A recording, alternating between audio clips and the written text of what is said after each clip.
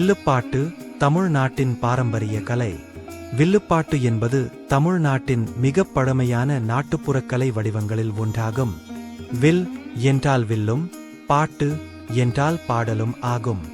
அதாவது வில் என்ற இசைக்கருவியை பயன்படுத்தி கதைகளை பாடும் கலைதான் வில்லுப்பாட்டு. இது மக்களுக்கு கதைகள், புராணங்கள், நெறிமுறைகள் ஆகியவற்றை எளிதாகவும் சுவாரஸ்யமாகவும் எடுத்துச் சொல்லும் ஒரு கலையாகும். வில்லுப்பாட்டின் தோற்றம். வில்லுப்பாட்டு தமிழ்நாட்டின் கிராமங்களில் பல நூற்றாண்டுகளாக வளர்ந்து வந்த கலை. குறிப்பாக கோவில் திருவிழாக்கள், கிராம விழாக்கள், சமய நிகழ்ச்சிகள் போன்ற சமயங்களில் வில்லுப்பாட்டு நிகழ்ச்சிகள் நடத்தப்பட்டன. மக்களுக்கு புராணக் கதைகள், தேவாரங்கள், வீரக்கதைகள் போன்றவற்றை எளிய மொழியில் எடுத்துரைப்பதற்காக இந்த கலை பயன்படுத்தப்பட்டது. இசைக்கருவிகள். வில்லுப்பாட்டின் முக்கியமான இசைக்கருவி வில் ஆகும். பெரிய வில்லில் மணிகள் அல்லது உலோக கம்பிகள் கட்டப்பட்டிருக்கும். அதை தட்டுவதன் மூலம் இசை உருவாகிறது. இதனுடன் உடுக்கை, தாளம், கட்டம் போன்ற இசைக்கருவிகளும் பயன்படுத்தப்படுகின்றன. 11 மணிக்கு வந்து கதவு தட்டிக்கிட்டு நீங்க ஜீவராசிகளுக்கெல்லாம் படி இழந்துட்டு தான் வாரேரா இல்ல ஜீவராசிகளை பட்டியா போட்டுட்டு தான் வாரேரா? ஏ சத்தி பாரதி, என்ன உனக்கு என்னமா ஒரு நாள் திருநாளா இருக்கு? இப்படி ஒரு சந்தேகம் வந்துருச்சு. சந்தேகப்பட்டு என்ன காரணம்? விஷயத்தை சொல்லு சாமி பகவான. என்ன அத்தனை ஜீவனாருக்கு படி இழந்தீங்களா? பட்டினி இல்லாமல் படி இழந்துட்டு தான் பார்வதி வந்திருக்கேன். சாமி பகவான. என்ன இவ்வளவரைய ஆறாமனை இவ்வளவரை கைலாசத்துல சரி ஒரு உலகத்தை ஆளக்கூடிய பகவான் பச்சை பொய் சொல்றீல. என்ன பார்வதி பொய் சொன்ன நானு? ஏன் பாரதி? என்ன சுவாமி பகவான. என்ன என்ன இடத்துல நீ ஜீவனுக்கு பக்தியா இருக்க? சரி நீ வெளியா ஒரு ஆத்தாளப்பாளா ஒரு அக்காளப்பாளா? பார்வதி, எனக்கு தெரிந்த வரையில கல்லுக்குள்ள இருக்கிறது தேரையில இருந்து கற்பத்துல இருக்கும் சிசு வரைக்கும் பட்டினி இல்லாமலே பையனந்து வந்திருக்கேன் பார்வதி. சரி, உங்ககிட்ட இருக்கக்கூடிய ஜீவராசியை திறந்து காட்டு. சரி, இன்னைக்கு என்னன்னு பாத்துருவோம் பார்வதி. உடனே வார்த்தா பாரதி. எப்படி முந்தானியை முடிஞ்சு வச்சிருந்தாலே?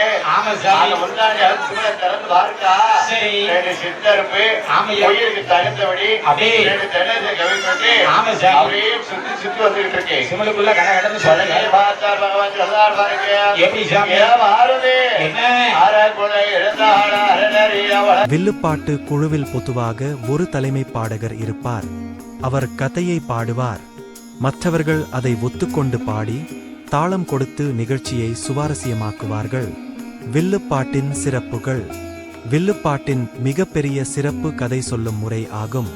பாடல், நகைச்சுவை, உரையாடல் ஆகியவற்றை இணைத்து மக்களை ஈர்க்கும் விதத்தில் கதை சொல்லப்படும். இதனால் சிறியவர்கள் முதல் பெரியவர்கள் வரை அனைவரும் ரசித்து கேட்பார்கள். சமூகத்தில் வில்லுப்பாட்டின் பங்கு.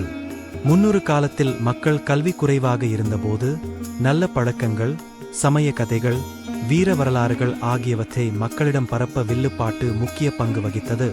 இது மக்களின் ஒற்றுமையையும் கலாச்சாரத்தையும் பாதுகாக்க உதவியது. மொத்தத்தில் வில்லுப்பாட்டு என்பது தமிழர்களின் பாரம்பரியத்தையும் கலாச்சாரத்தையும் பிரதிபலிக்கும் ஒரு முக்கியமான கலை.